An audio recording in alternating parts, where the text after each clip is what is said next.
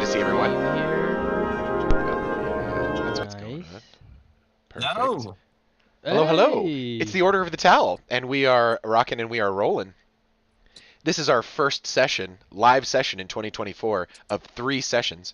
These 3 sessions are designed to give you the basics of how to be a deeply hoopy Frood, of how to function in this world as a highly responsible, connected individual. And if you've ever wondered how that actually works in practice, the Order of the Towel, was born out of the need to come up with a way to manage the life projects that project management textbooks ignore.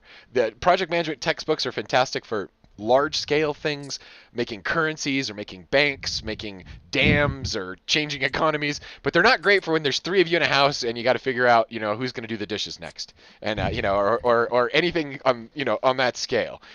If you've got an afternoon out and you just want to do something fun and creative with your friends, and you don't need heavy duty project management, but you need a glove that's going to fit the situation just perfectly, and that's what I find the Order of the Towel is. It is a chartable path to greater Froodness, becoming a deeply hoopy Frood, a guy who really knows, a guy or a gal who really knows what their towel is. Peter, how would you describe the Order of the Towel Yeah. as a fellow towelhead? Fellow towelhead. Yeah, Towloidian. I would describe it as there's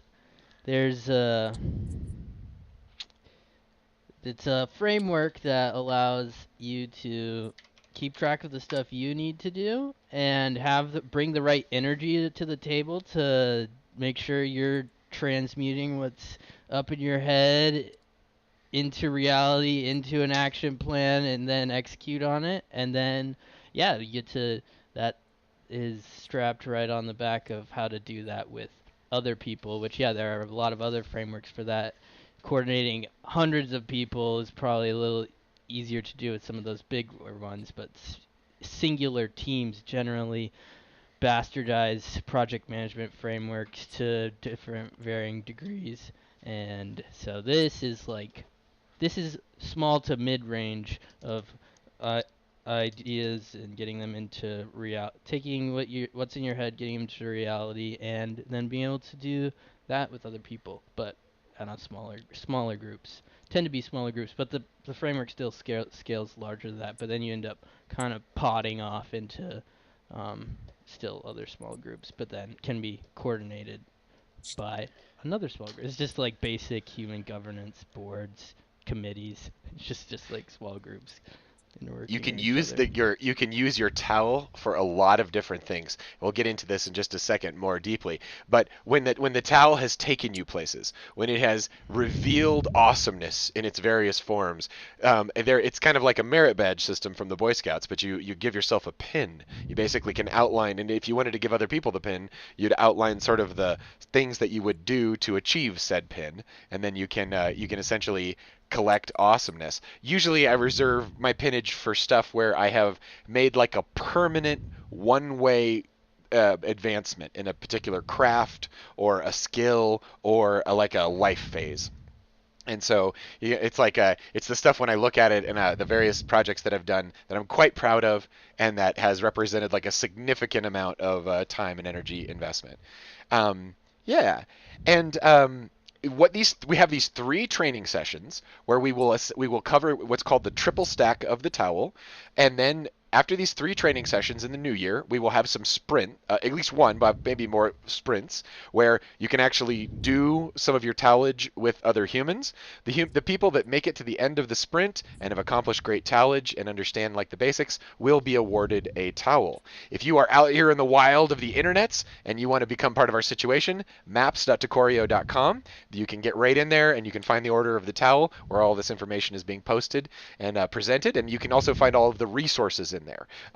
There are a lot of free resources that go along with this course. This training session that we've accumulated, and we'll show you those in further sessions and kind of pull some of that up. Tonight, it's all about the basics, and we're going to get into where it came from. We're going to get into the first layer of the triple stack for the towel, and we're going to have a great time while we do it. Any other thoughts on this one before we proceed? I don't think so. Triple No Right on. stack comment. if there's one thing to remember, triple stack. Let's go. There's Yeah. 3 elements in this towel. Yes. 3 Mhm. elements. This is just showing off my towel here for a second. Got this "Don't Panic" embroidery here. Got my various projects that I've accomplished on here. I'm thinking roughly. I got maybe one shy of what I need to have on here. On the back, we've got the very super secret inscription that one is potentially to become a deeply hoopy Frood. And the towels are awarded to guys and girls, and to anybody who actually does the stuff. And tonight we have on the call, we've got Peter, we've got Daniel, we've got myself, Reverend Paul, and we've got my wife Cheryl here as well. Uh, Love, thank you so much for being with us tonight. It's super fun. You've probably seen me carrying on for years about this kind of stuff. What's your perspective on the craziness of your husband here? I would think that everybody is going to want a towel.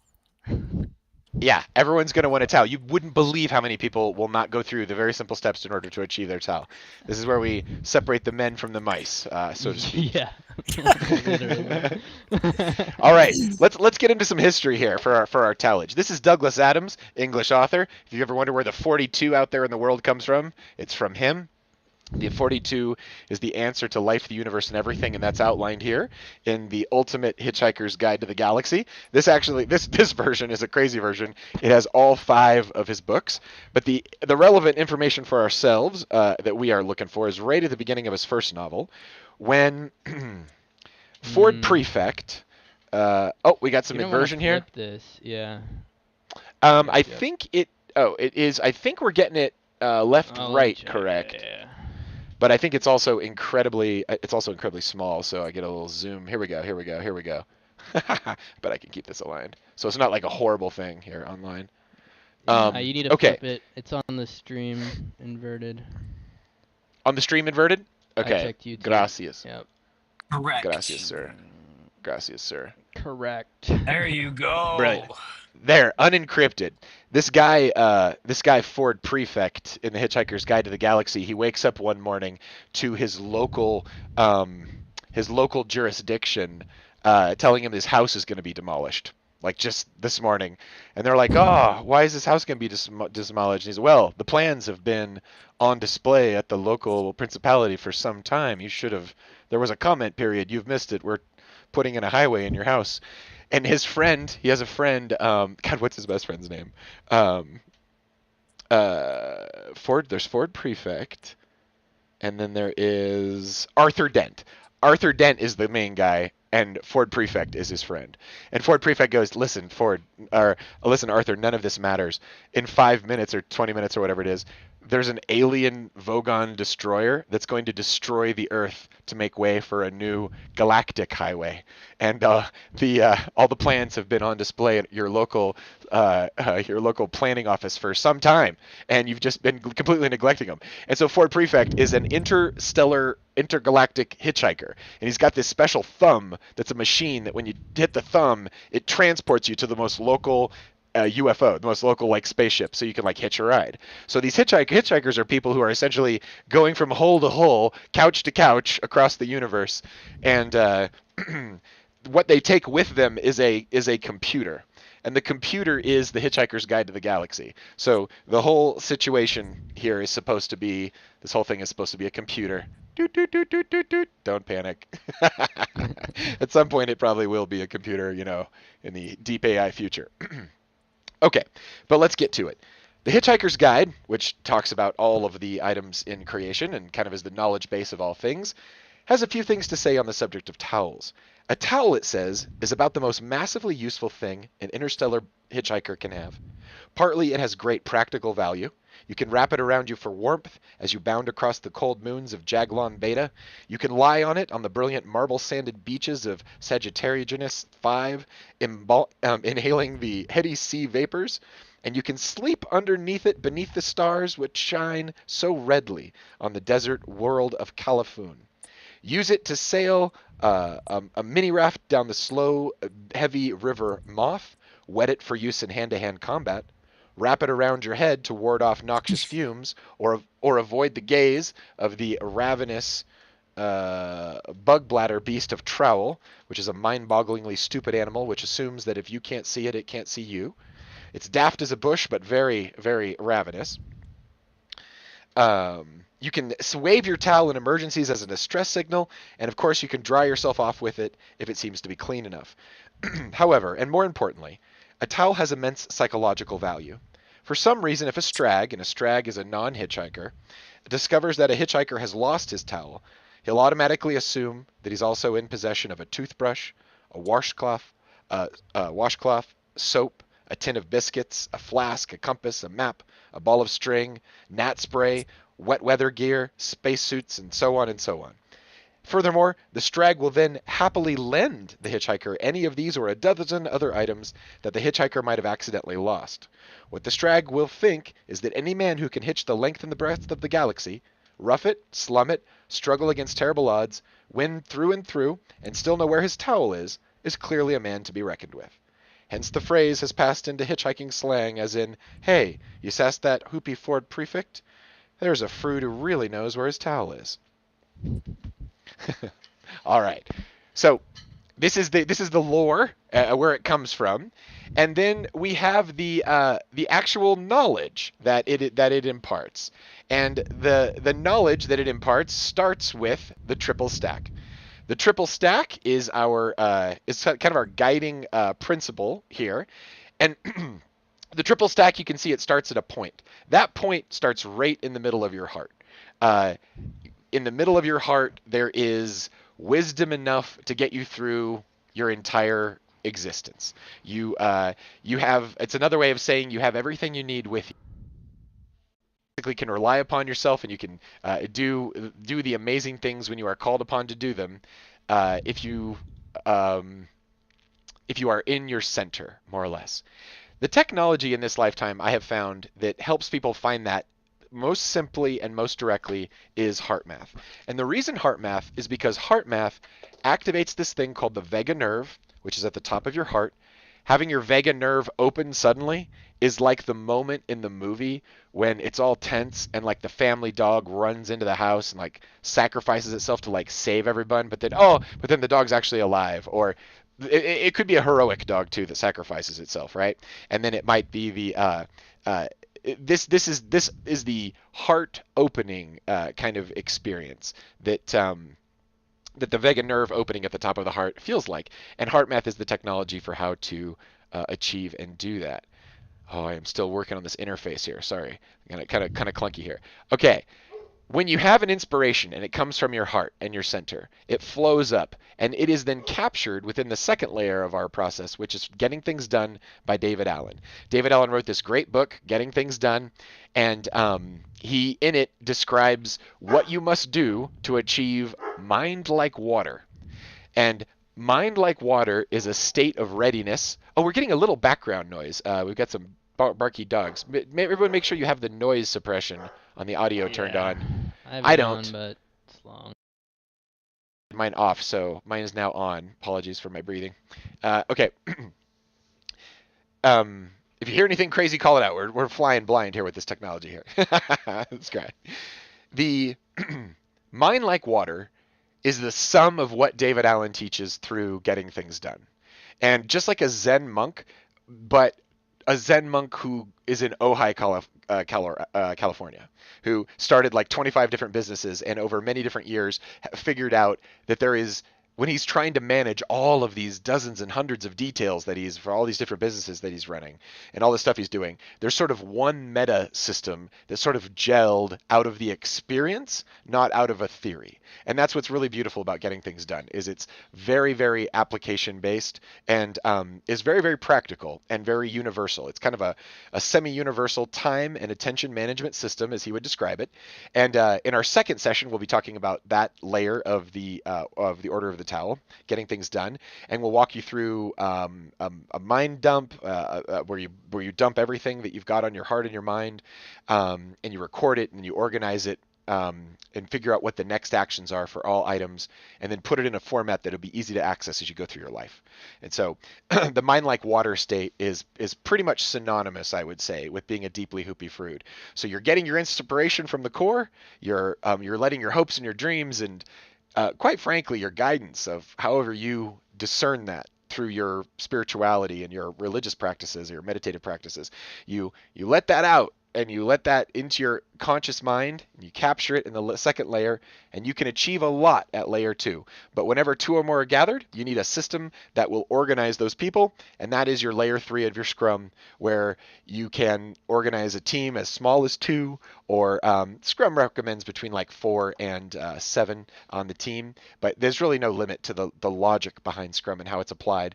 It certainly can scale in different ways to larger and larger groups as well. But that's how you would organize everything that you would be approaching in a group. And what's cool about Scrum is it's also open source and anybody can learn it. So you can basically start learning how to be a Scrum Master like today, and you can become one, and you can know the knowledge. It's just basically right there on the internet for anyone to see. Any thoughts about any of this so far? Yeah, this is one of those classes where I just talk and talk. Okay. We've got Daniel. We've got Daniel on the reel in here. What's up, Daniel? You might want to take your audio, Daniel, and what's the right word for it? Turn on echo or noise suppression on there, which is what we don't use on the bowling league, which is the other one that we do. Noise suppression is on. Brilliant. Then you're going to sound perfect. Excellent. Perfect. Okay. Let's dive right on in here. Our first stop is going to be the heart math. Did anyone want to say anything else before we get going? I kind of said that and then I pulled it back too fast. Let's dive in. We ready for some towelage? Well, okay, let's take a sec here. Peter, Daniel, you've practiced your towelage. What would you say? I know we talked a bit about it. During this trip through the Order of the Towel, what are you most looking forward to learning more about? Application. Application. Okay, nice. Distinguished from theory. Distinguished from theory. In the Get a piece of paper. Yeah. Get a piece of paper and write down all the stuff that comes to mind that you need to do, because you probably have like a little mini brain dump here. So you have some capture. It's good for when we're talking about all these responsibilities. Peter, you were saying? Capture. Yeah, I've gotten pretty in the iterations to this. I've gotten pretty natural at the middle, like getting things done part of it. I was really keen on the heart math part of it at the begin, like my first time through it. That was probably the biggest one. Probably need to go back and be a little more intentional about the heart math stuff. And then I'm interested in like helping other people scale it into Scrum and whatnot to do the Scrum stuff. So more of the beautiful group setting of it. Yeah. So it's either core. I have the getting things done framework fairly natural, capturing stuff when I need to. Oh no. Brilliant. Personally in different areas, different buckets. Yeah. Cheryl, is there anything you're looking forward to learning about? Getting my towel. Oh no, Cheryl, you're very achievement oriented. We've probably set we have set this beautiful towel before you with its various colorful pins. Exactly. I'm very naked. Oh, dude, I'm that's the only right, one because without a towel. I'm feeling very vulnerable. You're the most courageous human on this call, clearly. Clearly. like clearly to hang out with these Taloidians. This is wild with these Froods, these deeply hoopy Froods. We're always I'm bearing the lead here, but the coolest part about any of the 3 levels of the Order of the Towel is that each one is like a little Zen koan. You can contemplate it for forever. The nature of love and the connection of love in the heart and what the mystery of that's the heart math is just an infinite koan. The nature of being ready for anything at the middle, anything means the next second there's new stuff.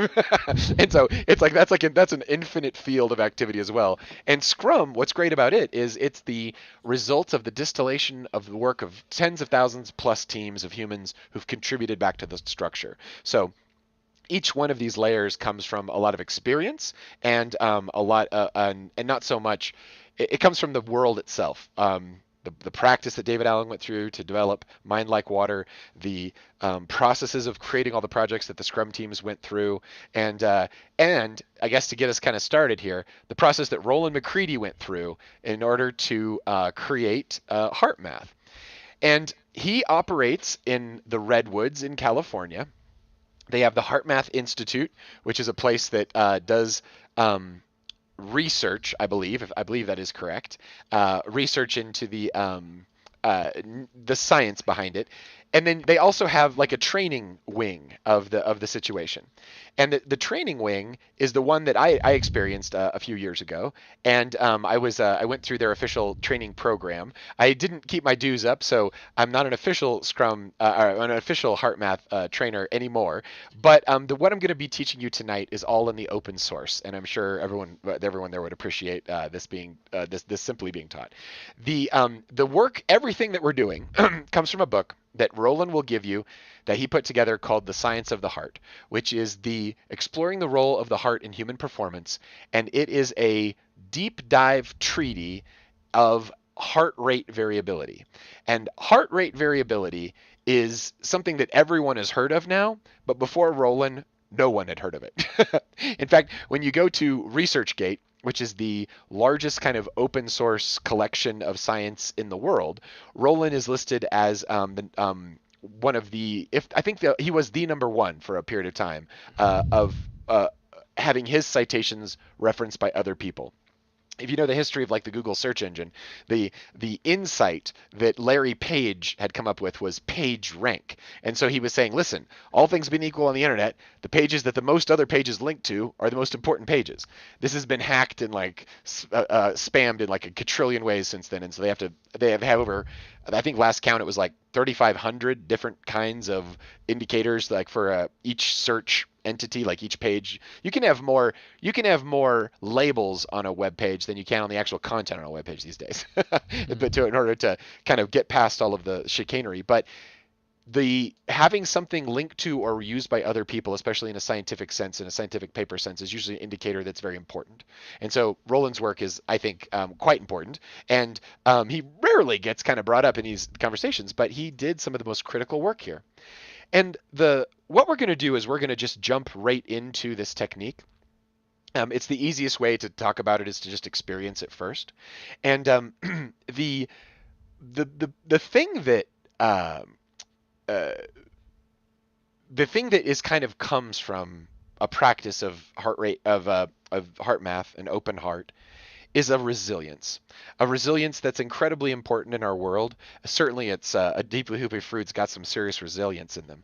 But when you're thinking about a young person or even a child, and you're thinking about what you want to give them to go into the world with, I think one of the key things that you want to give them is a sense of keep going and keep trying. And you will definitely run into some bumps along the road, but you will, big ones, small ones, but you're going to keep moving towards the ultimate goal.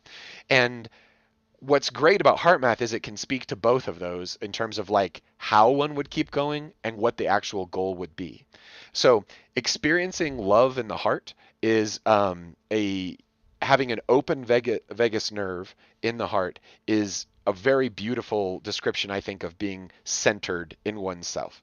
I think it's kind of like a nice general way to describe what someone who's really with it would kind of be when you want to hang out with them. Like if you ran into the ultimate dude from the Big Lebowski, just like enlightened Zen California monk circa 1992 or whatever.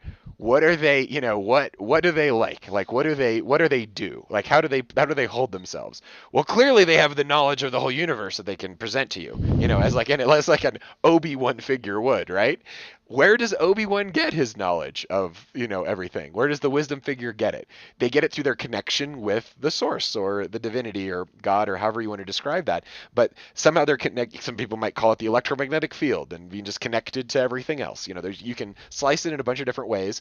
The more personal you get into it, the more personally you approach it, the closer, the more words you have to describe it because you have more stories around it. But at the very beginning, it's always just a very that sense of divinity can be so abstract as to not exist for some people, which is no problem.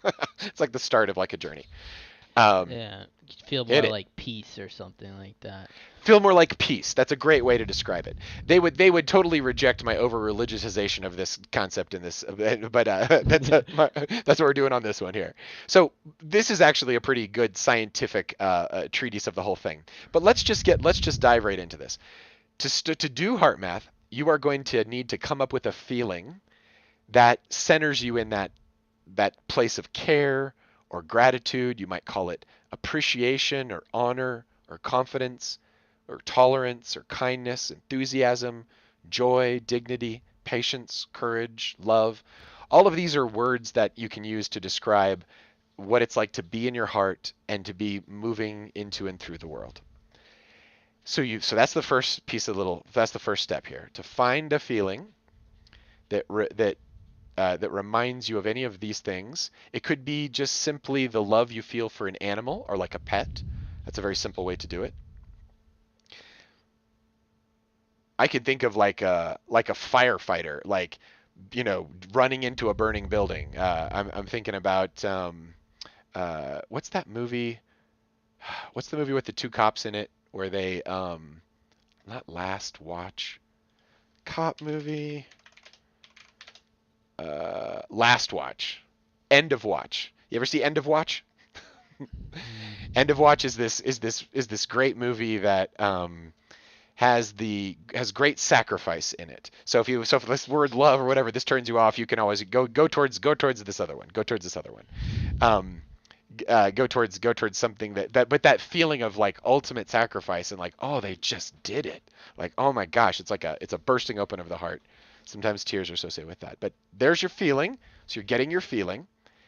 And then the quick coherence technique is very simple. It is to focus your attention in the area of your heart. Imagine that your breath is flowing in and out of your heart or chest area, breathing a little slower and deeper than usual. The suggestion is to inhale for 5 seconds and to exhale for 5 seconds, or whatever rhythm is comfortable for you. The second step is to make a sincere attempt to experience a regenerative feeling, such as appreciation or care for someone or something in your life. The suggestion is to try to re-experience the feeling you have for someone you love, a pet, a special place, an accomplishment, and so on, or to focus on a feeling of calm or ease. So that's it. Those are the two steps for it. Your heart-focused breathing, and then you activate a positive feeling. And here is a breathing guide.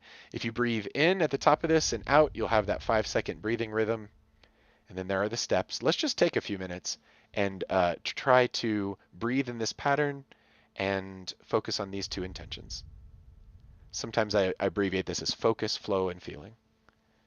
Focus on your heart, feel your breath flowing through it, and activate the feeling. There we go.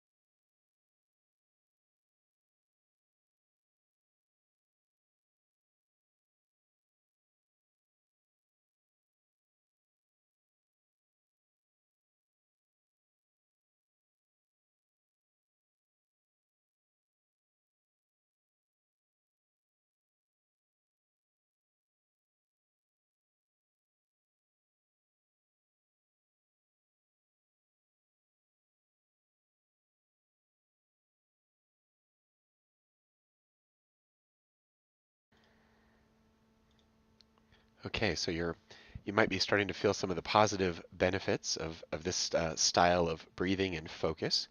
With practice, you're you you will be able to stay in your heart for longer and longer periods of time, and you'll come to know that feeling, that individual feeling of love in your heart, that feeling of your vagus nerve opening. I always like to check my heart. I think of the cutest kitty that I know, and then I just see that cutest kitty in front of me, and I just dare my heart to open larger. Like cute kitty. But you could do it with anything you want, or that scene from End of Watch, the sacrifice. You could do it with that. Like, oh, those dudes, giving it all. Um, all right. The the science of the heart is this set of 26 years of research by Roland McCready. So it goes into all kinds of different areas of science. The one of the main situations that it works with is this vagus nerve, which is part of the parasympathetic nervous system. There's the sympathetic and the parasympathetic side, and we'll talk about that a little bit more in just a minute. But there's basically those two sides, and the vagus nerve is one of the big things that connect the heart to the brain. In this particular chart, you can see the sympathetic and the parasympathetic, and then these things called afferent pathways here. The afferent pathways are like like your sense of hunger is an afferent response. Like you don't like when you feel hungry, it's like registering somewhere. Sometimes it's in the belly, but sometimes it's in other places. Like it's just like in your head. There's different pathways between the various systems of your body to cover them, or to keep you running the show smoothly. This is a little bit more complex diagram. This all comes from the book, but you can kind of see that you can see the depth to which the science is coming in here. You'll also note we'll be talking a little bit about social intelligence later, and this vagus nerve here is coming in right. This open heart is coming in right here with your facial input, and this is the area of the brain here, the nucleus of transact solitarius. It receives afferent input from the heart, the lungs, and the baroreceptor nerves, chemoreceptors, upper respiratory and alimentary tract, and the face. And so, taste input. You have this area, which is the area that monitors food poisoning and motion sickness and vomiting. So some of these, I mean, these are some very complicated automatic systems in the body that are being kind of mapped with this science. But the takeaway from this science, it talks about a heart-brain coherent state, and that is the state of that vagus nerve being open, and that the breath rhythm is usually falling into that 5.5 second rhythm. When they took about 12,000 people and showed them this technique for 30 days, they then asked them to self-report on how they were feeling. And overall, the focus went up by about 24%. Sleep, self-reported, went up by 30%. 30% better sleep. Calmness increased by about 38%. But here's the biggies. Anxiety went down by 46. Fatigue by 48. That's almost half. And depression went by more than half, negative 56% in this particular study. And so this is a non-drug technique that has the potential to do really remarkable things in the human body. You won't find medication that does this. That doesn't exist. That you can't. If you can get anywhere near these numbers, you're totally outperforming most of the stuff you could get from a doctor in a little bottle. So, I guess it's another way of saying you can take responsibility for your health in like a very powerful way here. The things that come out of this study, when summarized, look a lot like this. That the signals from the heart either coordinate. In the image on the right here, you can see this coherence pattern. That's a coherence or a coordinating pattern. They either coordinate or they introduce disharmony into the functioning of the brain.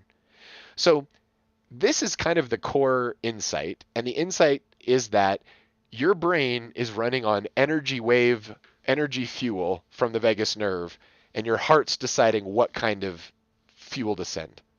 That's why you bring that feeling to the heart and activate that part, the loving part of the heart, to open that vagus nerve. And the heart itself, the second insight here is that it employs a network of neurons to coordinate the activity, just as the brain does. What this means in practice is that what we think of as intelligence up here in our head is happening down here in the heart as well. So, you know, a lot of people put the I, like who I am, up here, like in the head. I had a mentor, this guy named Drunvalo Melchizedek for years, a teacher, I would say, rather, and he truly believed that you could live from the heart. He wrote a book about it called Living from the Heart, which talked about some of the techniques of it. He's a wild person, not for everyone, not everyone's cup of tea, but the but his main kind of insight in that book was that with the right awareness, you could experience life as a loving being, continuously loving the people in front of you, friends, foes, the environment, the challenges and the situations that you find yourself facing.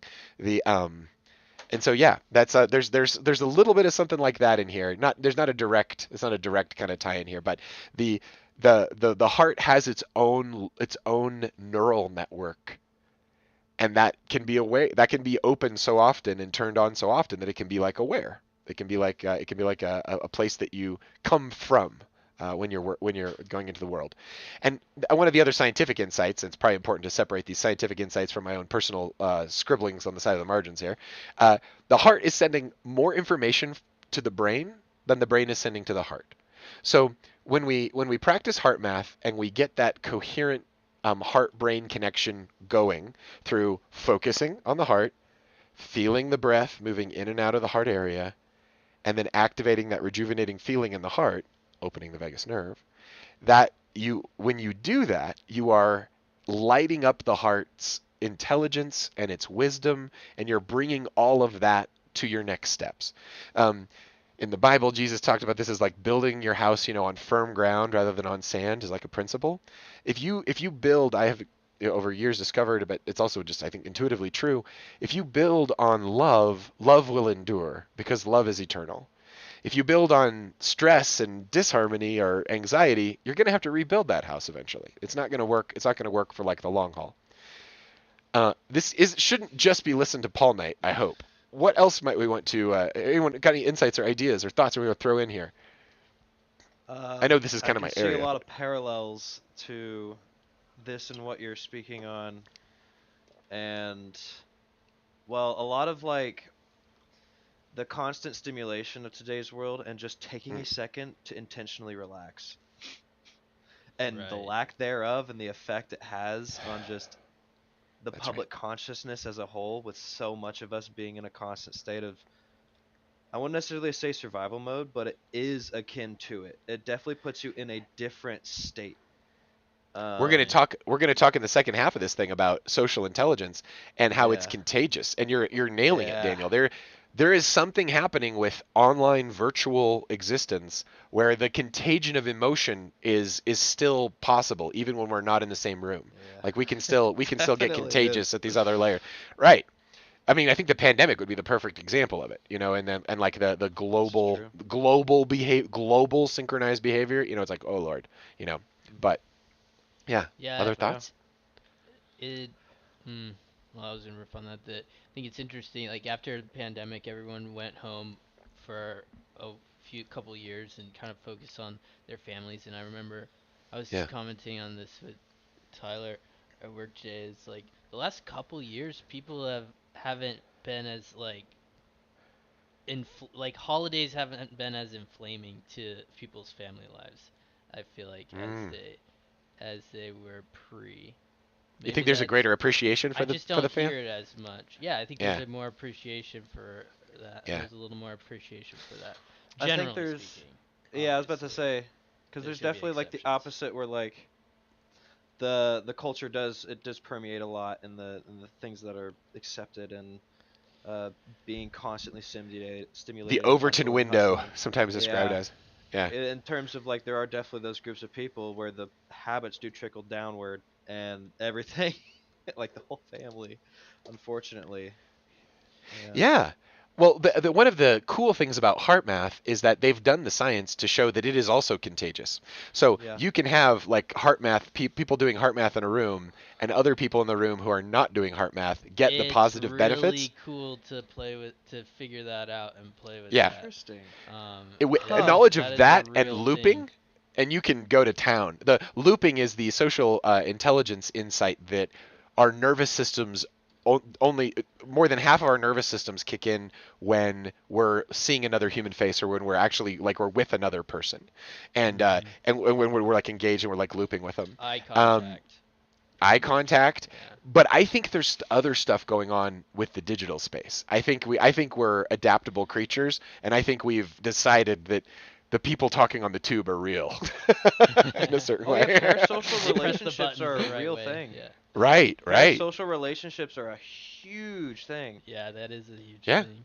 Yeah. People Think thinking about like that. having this faux relationship with this representation of Shared, somebody. shared relationship. You share this shared human relation- with yeah, many exactly. other humans. Yeah, you share Yeah, that and this moment is with many other humans. only depending on the human, it is only either a small or maybe not even half of a fraction of who this person actually is. Yeah. Just what they're putting on the internet. 1,000%. And okay, so the Overton window, what's acceptable? We just went through the election and we just watched everything shift. Like what's right, what's up, what's down, what's left, that's right. It's just like boom. It's just like all going to. Imagine if enough people were focused on an open heart and an appreciative, loving space, just more. If Rupert Sheldrake with his morphogenic resonance theory that like whatever you're putting in there's basically a field that you're putting stuff into. People just talk about it in different ways, but Cheryl, you and I talked about it when the pandemic kicked in because when the pandemic started kicking in, I didn't know it was there so much, but there was like a buzz. There was a buzz that was basically every Monday, Tuesday, Wednesday, Thursday, almost some Fridays. It was like but it turned out to be like an 8 o'clock caffeine buzz, like in our zip code. Like there was just an electricity in the air because all these people like getting in their cars and they're going in on a cycle, and then the pandemic disrupted all of that. And to feel it go like offline and like that shared space go off, energetically, kind of a shared space go offline. You ever get that like pickup on like a Monday morning, or dude, we just went through the holidays with the. Did you guys feel like the peace on like the Thanksgiving, like when people just. We went out shopping for groceries on Sunday, and we went into parking lots that were essentially empty, that are usually completely packed on a Sunday. Like no one was out. It was just a holiday weekend, and everyone was just like I think we do a lot more together than we give ourselves credit for as social monkeys. Yeah.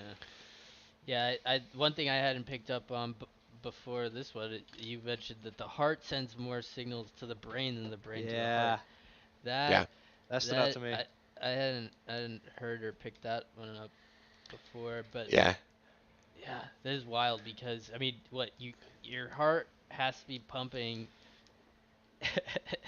It's the electrical constantly to generator. keep you alive. It's a little toroidal So- field that's like it's like a little toroidal field that's squeezing energy like out of the 0 point, or something, You also mentioning that there is a sense of I or am from the heart. Yeah. And I think Yeah. there's definitely some interesting biblical ties to both the meditative aspect of this Yeah. in terms of Jesus running off to a mountain from time to time and just Yep. meditating and praying, as well as the big I other- am. the big I am being in the heart in terms of the heart being mentioned many, many, many times because the Hebrew Yeah. word relates Well- directly to that sense of am. But like This we were thinking that the brain was more responsible to that, as science was kind of guiding us down that path for a bit there. But this also brings a different level of context in that it's like more than we thought it was, in the sense that they're very deeply connected, as well as your no, brain Science and is- your data digestive on it system. now. Yeah. Science is beautiful, and like Yeah. real scientists are actually quite humble people because Oh, yeah. they know the small fraction of knowledge that humans have. When you really look at what we know and what we don't know, you can look at what we know real good, and like right next to it's like mystery, like no idea. Like, it's The like wise- yeah, The wise scientists. yeah, that's the scientific process is to stay open to like new, but yeah, that's what I find great about heart math is it's based on good science, but it kind of allows you to touch this place where science. What does science have to say about the great love at the heart of our being, or the divinity, or the, you know, Yeah. what is the Dropped heart into the of deep love? What end. is it? Yeah. Yeah, what is that thing? Like, what is it? What's loving? What's doing this? You know, these are questions that are, these are like koans. These are like, you sit there and like let yourself dissolve in the question kind of things. Um, there's a bunch of, we can hit some more of the science, but let's keep talking too. The the way that this heart brain connection, and Peter, looking at our time, we're just gonna get through heart math tonight, so don't worry about it. Don't worry about the timing, sir. We're gonna plan this plane as needed. The this heart brain connection, we just talked about the the nervous system, right? With all those nerves and those pathways, right? Those are in some ways some of the stuff that science values the most, because we can, measure those electrical impulses, and we can see activations on like an MRI in the brain and in the heart.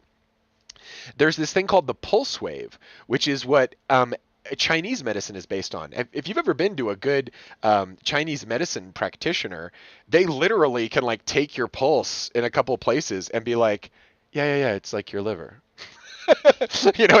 And they're not wrong. And that's the crazy thing. It's like this, it's an actual, there's this set of pressures moving around our body. Cheryl and I, we like to take these things called Digest Gold, which are broad spectrum enzymes. And the pulse wave is very connected to the lymphatic system of the body. Like, the first thing that happens when you get sick is you get your snot turns into mucus, turns into something thick. And if you have enzymes in your body, it kind of, and enough water, that keeps the system kind of flowing.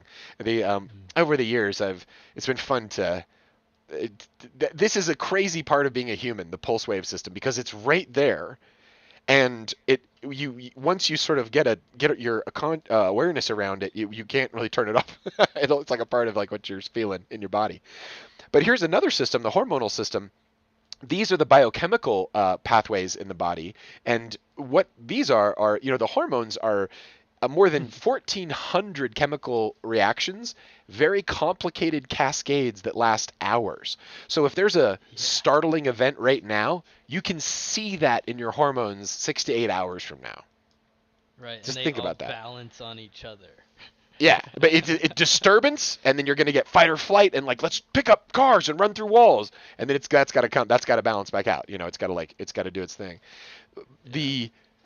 What's cool about the hormonal system with these positive feelings is that they also have those kinds of ripple effects, and that's the part about that I love about heart math, which they get into, is that you are, in the same way that a single negative event could cause great trauma for us. What does a single positive event do?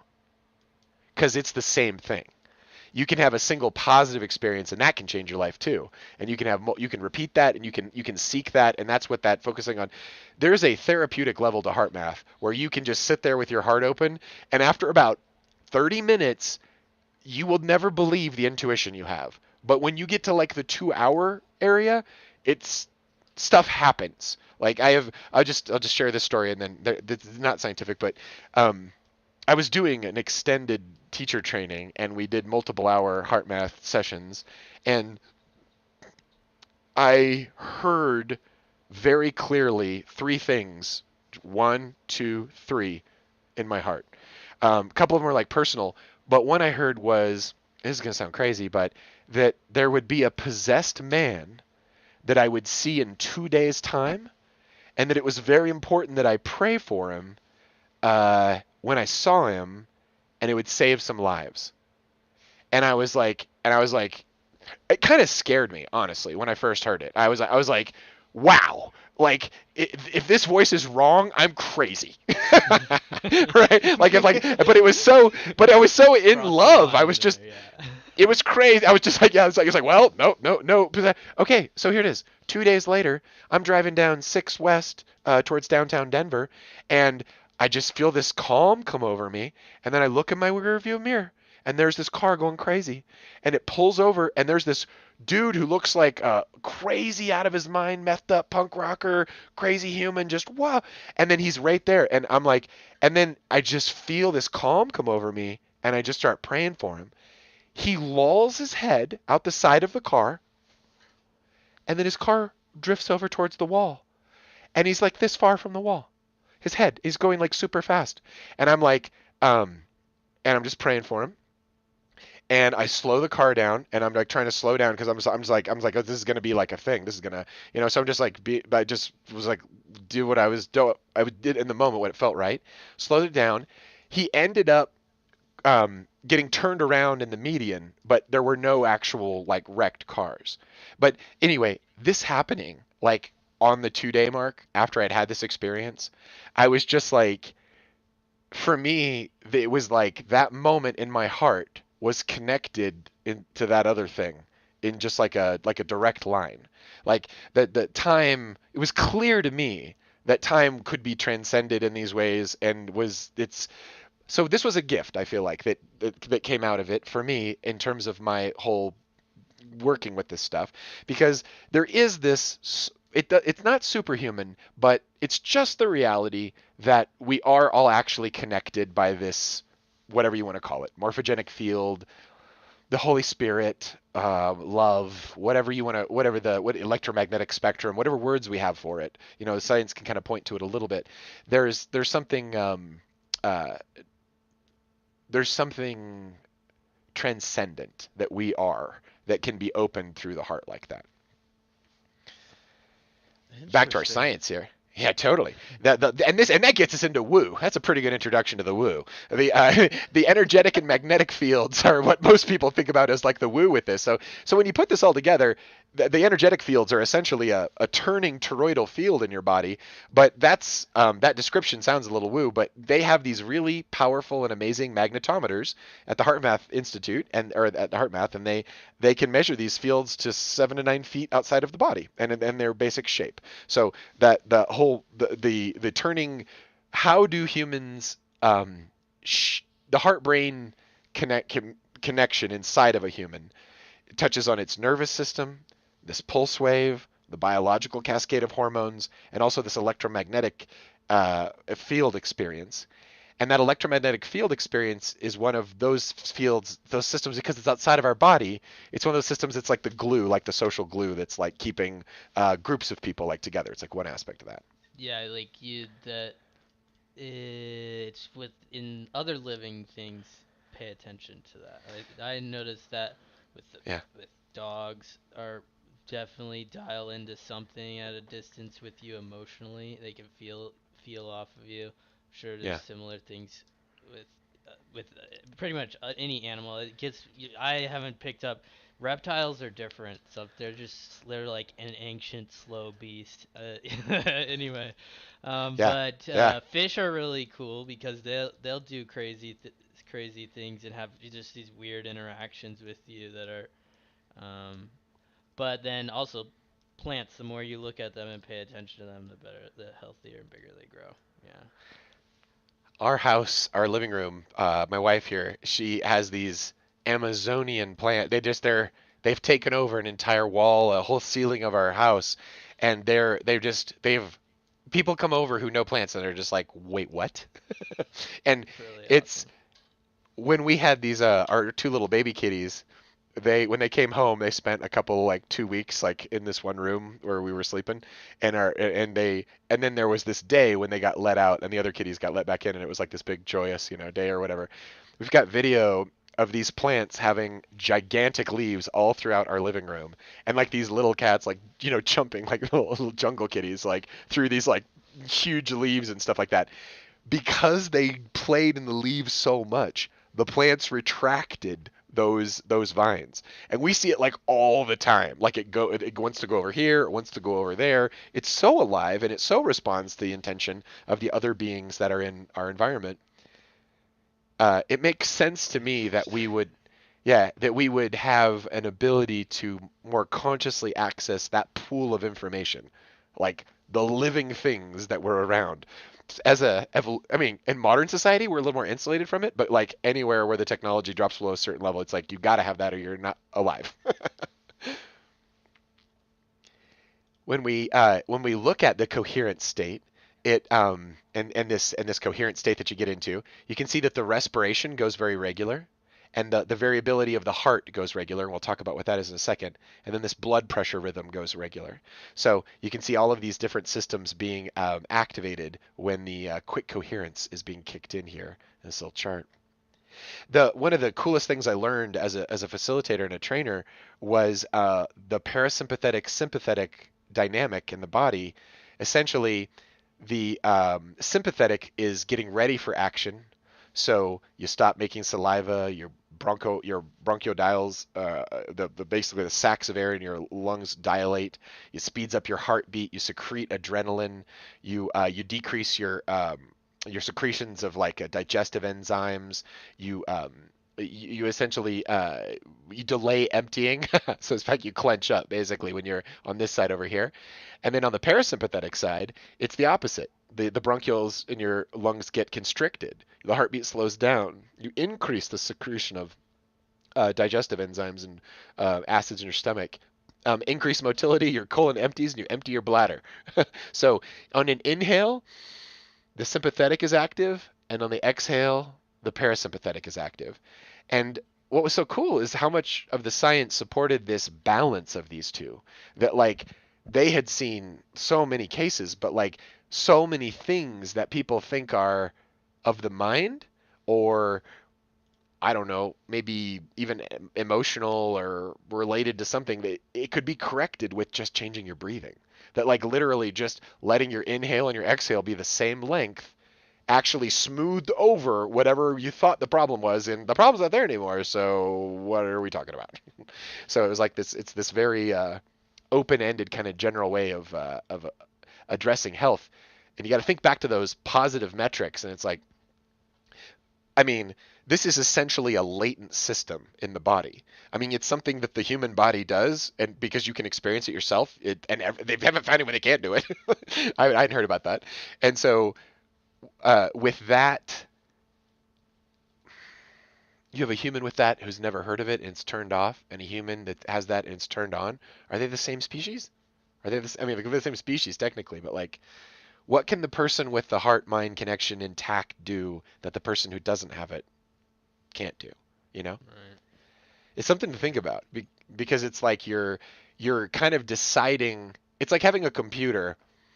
You're like a computer, and you're like gonna run like really good antivirus and have the everything optimized, and you're just running what you need to, you know. And you're like kind of like David Allen, like mind like water in the moment, versus worried, nervous, stressed out, Right. thrown in a million directions, the anxiety, just woo, woo. And like that's the house on sand over there. That's like anything you're doing out there, you're probably making karma. You're gonna have to correct it later in a lot of ways. You're saying harsh words you're gonna have to apologize for, rushing through a project where it would like to have a good foundation, but now it needs to be like if you can't really build on that because it doesn't quite, these kinds of things. Let's keep moving with the science. So the variability of the heart is the distance in time between the major event and the energetics of the heart. So the heart goes doom doom doom doom. So this is the doom doom. And what you do is the variability of the heart is measuring the amount of time between those, and then you can start to chart that. And when you chart it, you can see something like this little guy, which actually shows the BPM over here in the seconds. So there's your doom doom doom doom doom doom doom doom. But you'll notice that it's and that is the main thing that you're looking for. With your healthy heart rate in coherence is you're looking for variability in the heart rate. The greatest athletes and the people that and like babies that are really in good health, there's no reason they got good pregnancy and everything, they have the greatest variability in their heart, that because it's like a natural state of balance and regulation. And people who are just about ready to die are like they have like a metronome, like it's like not going up and down, the variability of the heart. It's like steady as death in this particular model. So here's an example of this all being kind of applied here. This is this top one here is where you're going to see that incoherent variability of the heart. Frustration, anxiety, worry, irritation, that's what people report when they are in that state of consciousness. When they're in that state of consciousness, but that's what their heart's doing when they're in that state of consciousness. And down here, you've got these positive emotions like appreciation, love, care, and that creates that coherence, that coherent state, and you're getting your optimal performance on the bottom here, time along the bottom axis. So what's great is that when you kind of put this all together, you've got a police officer who's practicing heart math. He's got this baseline over here. Now this is the BPM, not the variability. so a little bit different. But you got this baseline, gets a call for a domestic violence situation, and then and you can see the escalation of the heart rate. Apparently, domestic violence is the one call most cops hate getting because you never win as the cop, apparently. Like it's like never a good thing for you. And so it's always stressful. And once it's been resolved here, you can see he goes back to his cruiser, but look at how there's this distance between where he was and where he is. Now, if he didn't do anything, he or she in this case, if they didn't do anything, then they're going to stay at this elevated rate. And you can imagine that the next call that they get is going to be now influenced by that previous call. I mean, you can imagine how that spirals, right? Like, I mean, this is an extreme example with this cop, but what this police officer does is they practice a little coherence, and that shifts and resets them here, and then they're able to come back down to their baseline. So they can't quite control this, which is normal because that's not what the point of life is. Isn't about controlling it all the time, but it is. But once it's affected you, to be able to choose to go back to this deeper place here is on the right is quite valuable.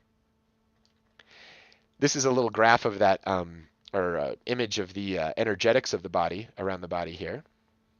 And here's where two or more are gathered. You can see how someone's literally the information in someone's energetic field here is in the other person's field here. So if we talk about transference of feelings and thoughts and these kinds of things, this is literally the exact way that it kind of goes down. Here's that study with those cohorts. With the Confederates. So here you go. You got 3 people that are practicing heart math, and this person doesn't know anything about heart math, but they're all 4 of them hooked up to a heart rate variability monitor. And then the 4th person here actually receives the benefits from being around this warm group of people. Yeah. So right there is the proof, scientifically, I guess you could say, that everything you think and feel matters. Because it's having an effect on the people around you. So it certainly is having an effect on you. But if you can't experience that, then know that it's definitely having an effect on the people around you. And so, that why would one seek to maintain like a crystalline focus on love or a direct focus on God or the higher power, whatever have you? You would do it so that when people thought of you or when they tuned into you, they would experience a little bit of that, like a little pass through on that kind of a level. And coherence is one good state that like catches kind of a lot of that in it, I'd say. Thoughts, insights at this stage? I mean, I'm Get kind it. of taking it in at the moment. Totally. It's a lot of information. I tend to forget. I only do this once in a while these days. I used to do this a lot more often. But we've got one more kind of general concept here, and it's the concept of regulation. So your body, this is a metaphor here of temperature in the body. So your body has a temperature that it likes. We call that homeostasis, one state or one stasis. When your body temperature, when you get cold, you shiver, and when you shiver, your body kind of contracts, and when it contracts, the muscles move, and that creates heat, and that increases your body's temperature. So you get cold, you shiver, that makes you warmer, and then you come back to homeostasis. Your body gets hot, and then you have this cooling mechanism, which is sweating. The water evaporates, and then your body temperature increases, and you're back to homeostasis. Kind of to put this whole thing together, that is kind of like the central. Daniel, I'm going to mute you just for a second for the. It looks like the chips are coming open. Sounds good. Sounds delicious. Feel free to unmute. When you practice heart rate variability, and when you practice keeping your heart open and in coherence, what ends up happening is you end up experiencing more and more of that state, and that becomes what's called your baseline. So imagine that you have a piece of magnetic tape, and it's a tape that goes around a It goes around like a reel to reel. Like it goes up over here and it comes back around.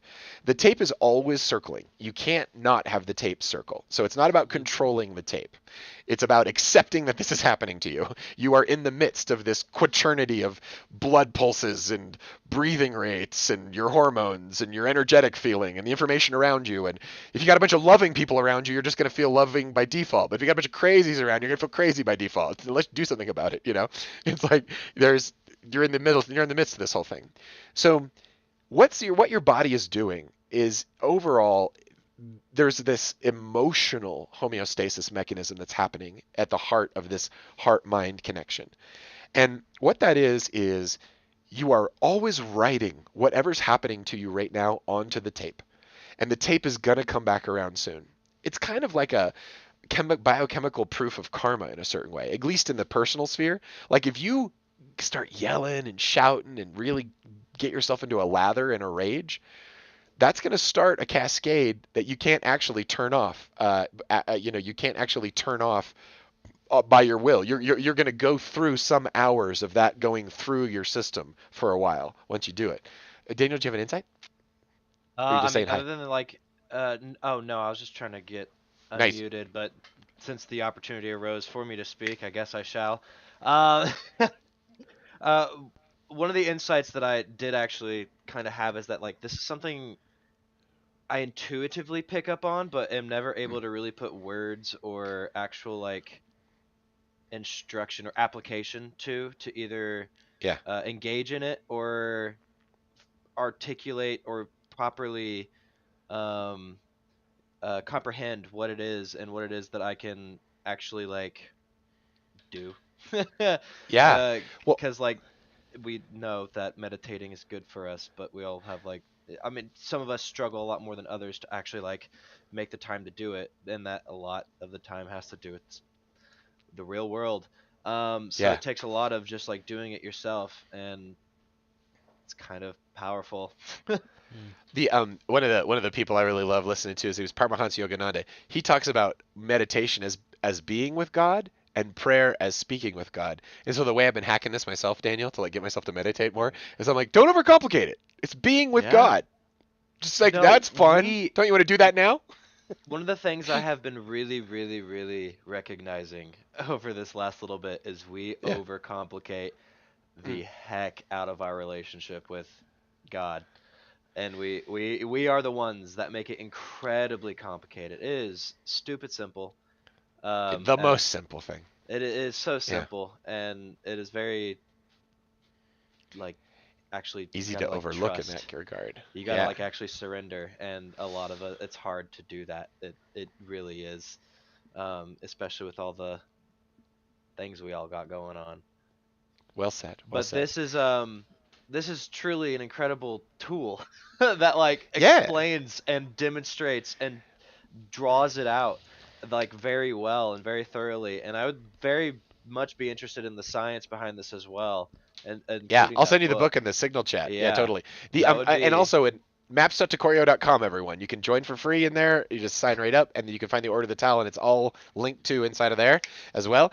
But the whoever's listening to us out there, and but this tape loop system, what ends up this is kind of one of the primary healing kind of framing insights of this whole body of knowledge, is that to whatever degree you feel impinged upon by the past or your past experience, you're re-experiencing this tape loop just on like momentum.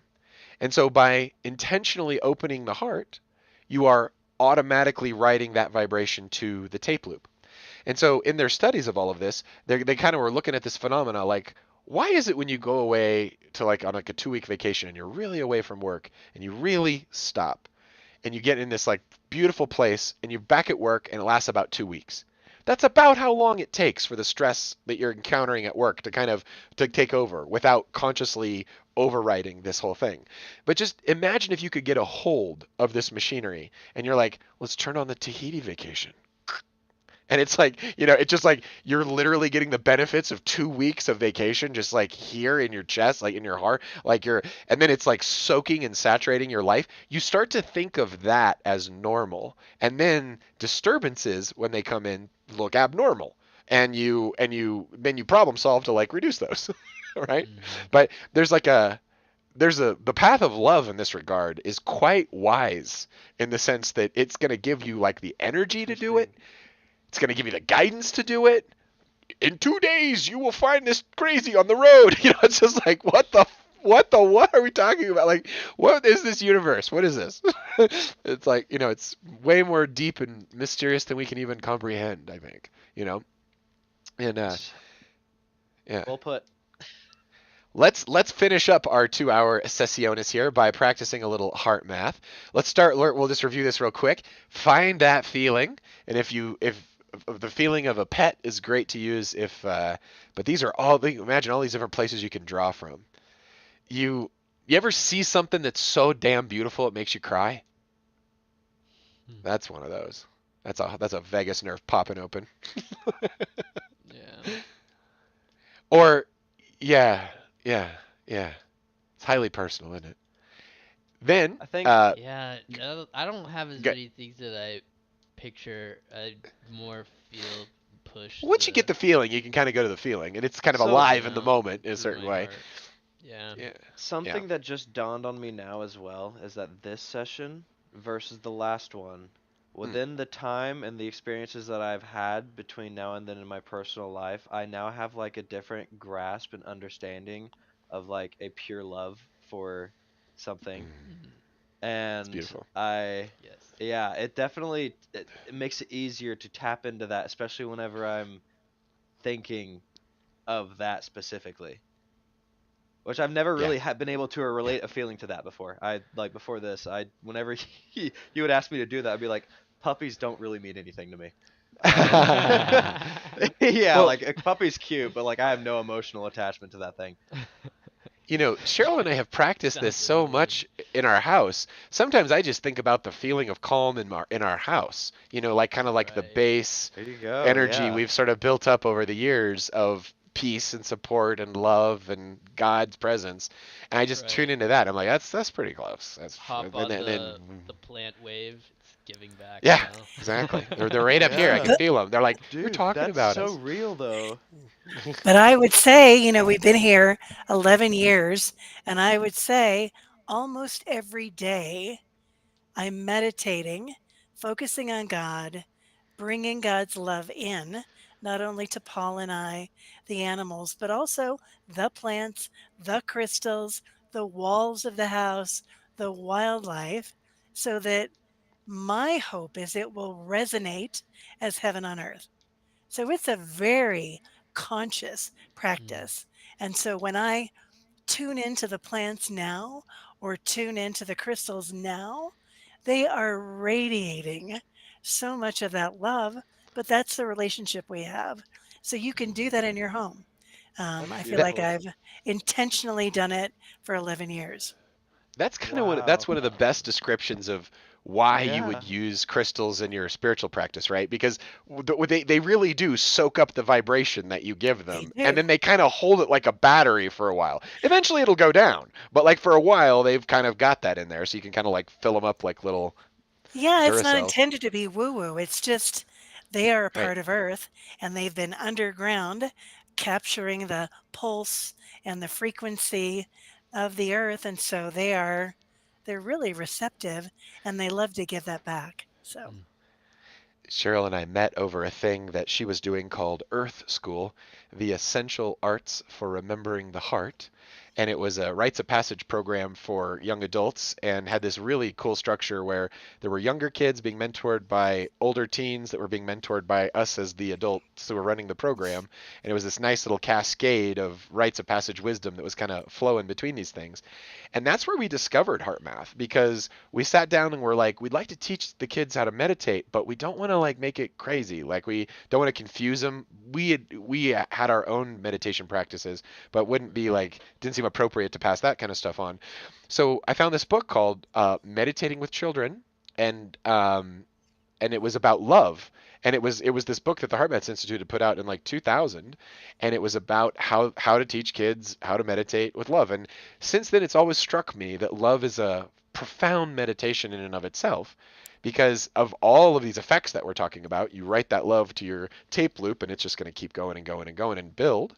But also, and not only is that good for oneself, but that's really good for the environment that a person is in, and also the community that a person is in, and all the people you're thinking about online too. Like if you're bringing that vibration and touch when you touch those other people, that's the vibe they're getting from you. And so you can literally be a wellspring of love essentially in your life. And what's nice about that is that love is a very energetic, animating, creative, transformational, informative thing.